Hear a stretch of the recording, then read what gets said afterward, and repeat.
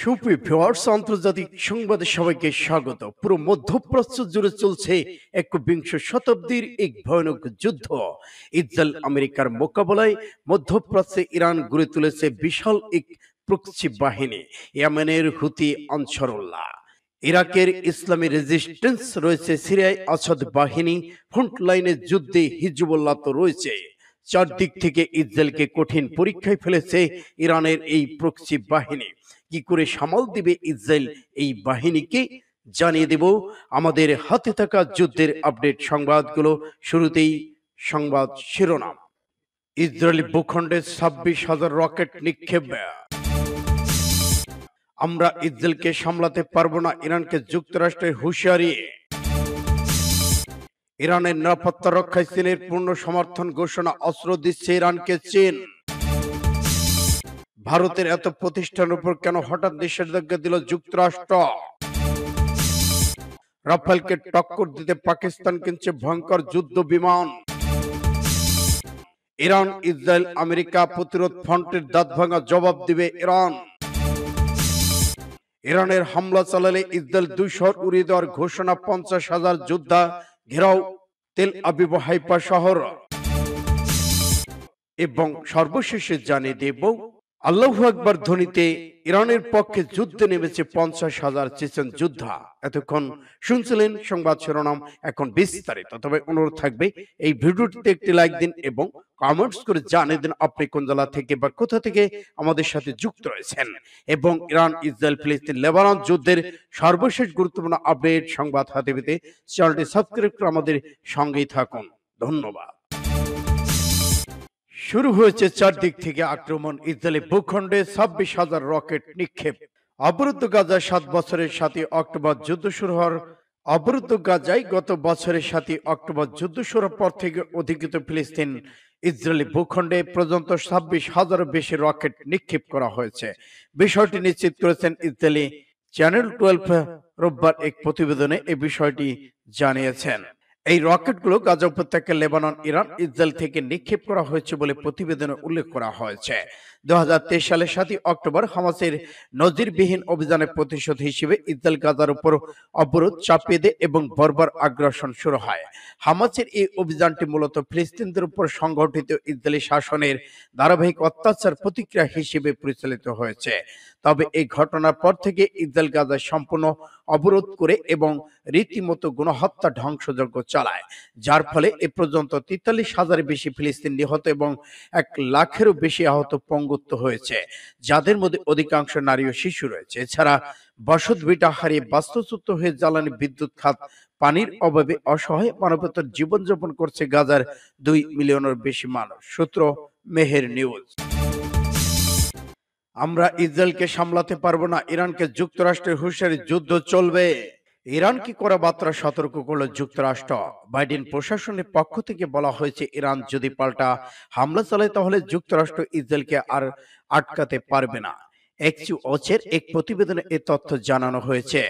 1 October ইসরায়েলের অন্তত 200 ক্ষেপণাস্ত্র হামলা চালায় ইরান। এর জবাবে ইরান গত 26 অক্টোবর অতর্কিত হামলা চালায় ইসরায়েল বাহিনী। ইসরায়েল দাবি করেছে ইরানের তাদের অভিযান সফল হয়েছে, তাদের যুদ্ধ বিমানগুলো নিরাপদে দেশে ফিরেছে। কিন্তু এটা ফক্স নিউজ। ইরান সরাসরি বলেছে তাদের অনেকগুলো যুদ্ধ বিমান ধ্বংস করে দেওয়া হয়েছে। যুক্তরাজ্য ইরান আহ্বান জানায় যে তারা আর পাল্টা হামলা না চালায়। তবে সাম্প্রতিক মার্কিন সংবাদ মাধ্যম নিউ ইয়র্ক টাইমসের প্রতিবেদনে বলা হয়েছে, ইরানের সর্বোচ্চ ধর্মীয় নেতা আয়াতুল্লাহ আলী খামেনি ইসরায়েল হামলা চালানোর জন্য প্রস্তুতি নেওয়ার নির্দেশ দিয়েছেন। এদিকে সিএনএন জানিয়েছে, ইরান প্রতিশোধ নিতে যুদ্ধের যে পরিকল্পনা করেছে তাতে ইসরায়েলি হামলা মার্কিন নির্বাচনের আগেই হতে পারে। এর আগে গত শনিবার যুক্তরাষ্ট্রের পক্ষ থেকে এমন বার্তা এলো, জানিয়েছে এক্সিওসকে। ইরানের নিরাপত্তা রক্ষায় চীনের পূর্ণ সমর্থন ঘোষণা, অস্ত্র দিচ্ছে চীন। শুরু হয়েছে তৃতীয় বিশ্বযুদ্ধ। ইরান ইসরায়েল এক পক্ষ, পশ্চিমা এবং পূর্বাঞ্চলে রয়েছে ইরান, রাশিয়া, চীন, উত্তর কোরিয়া এবং অন্যান্য রাষ্ট্রগুলো ইরানের সমর্থনে। ইরানের জাতীয় নিরাপত্তা স্থিতিশীলতা রক্ষায় বেইজিং এর পূর্ণ সমর্থন অব্যাহত রাখবে বলে নিশ্চয়তা দিয়েছে চীনের পররাষ্ট্র মন্ত্রণালয়।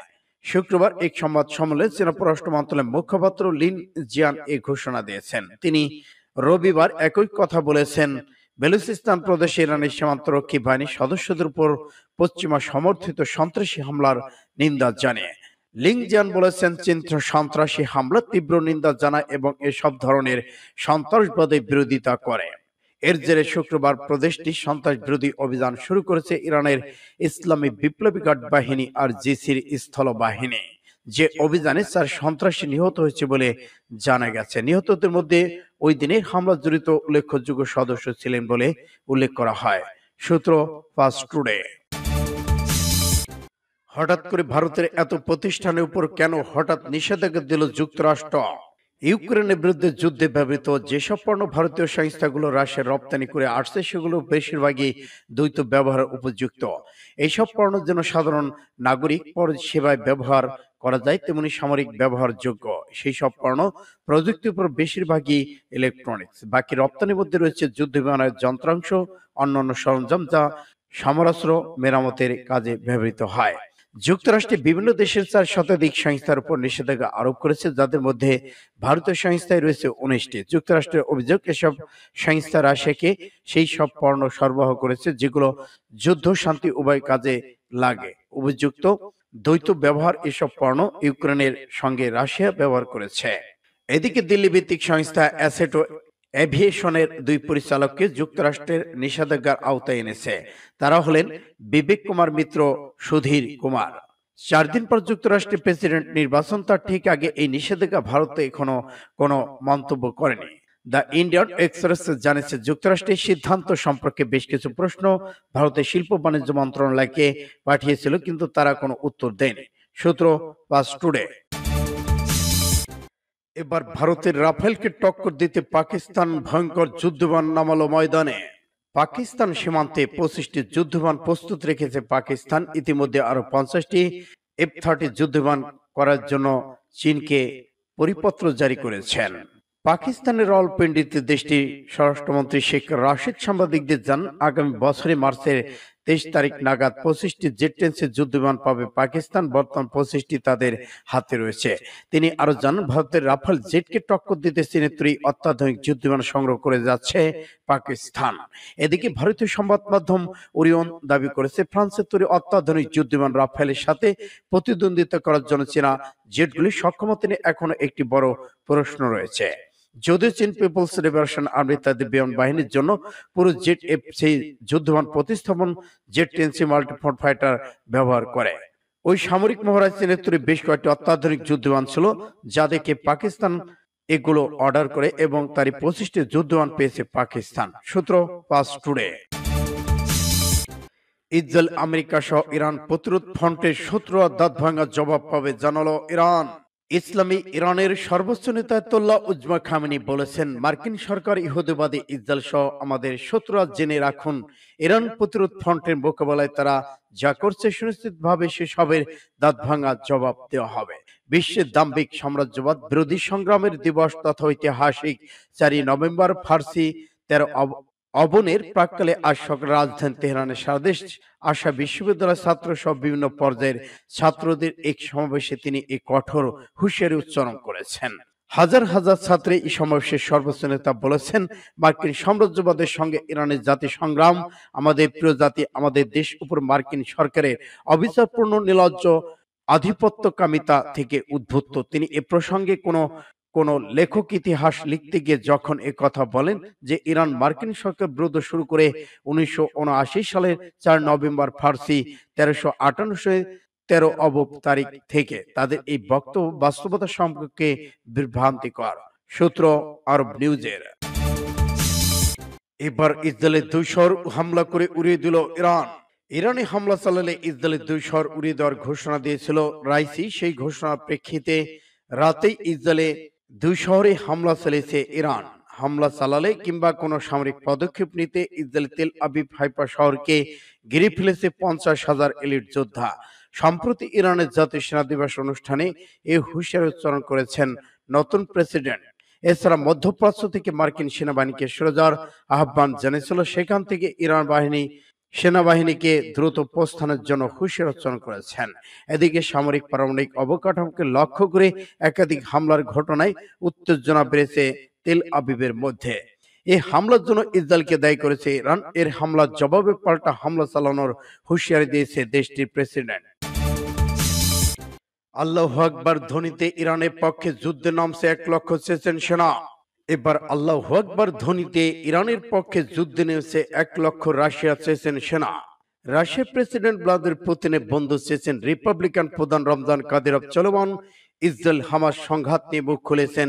তিনি এই দ্বন্দ্ব শেষ করার জন্য ফিলিস্তিনি শান্তিরক্ষী দল পাঠিয়েছিলেন এবং ইরানের পক্ষে বর্তমান 1,00,000 সেনা নিয়ে যুদ্ধে নেমেছেন। ইসরায়েল তাদের জমিনে আলাদা করে রেখেছে, তাদের কোনো বাক স্বাধীনতা নেই। আজ এই যুদ্ধের ঘোর বিরোধিতা করছে চেচেন সেনা। এই যুদ্ধ বন্ধ না হলে সারা বিশ্বে যুদ্ধ ছড়িয়ে পড়বে বলে মন্তব্য করেছেন চেচেন যোদ্ধা নিজের টেলিগ্রাম চ্যানেলে। গতকাল এই বার্তা দেন চেচেন নেতা রমজান কাদিরভ। তিনি এই সময় বলেছেন, জেরুজালেম থেকে অদূরে তার বাবার স্মৃতির উদ্দেশ্যে নির্মিত একটি মসজিদে ভয়াবহ রকেট হামলা চালানো হয়েছে। উভয় পক্ষকে মসজিদে হামলা না করার বিশেষ আহ্বান জানান তিনি। তিনি বলেছেন, আবারও মুসলিম নাগরিক আমাদের রাষ্ট্রের প্রতি সত্যের পক্ষে দাঁড়ানোর অনুরোধ করছি এবং পৃথিবী থেকে ইসরায়েলকে চিরতরে নিচ্ছিন্ন করার জন্য যুদ্ধে নেমেছে তার দল 1,00,000 চেচেন সেনা। সূত্র ফাস্ট টুডে।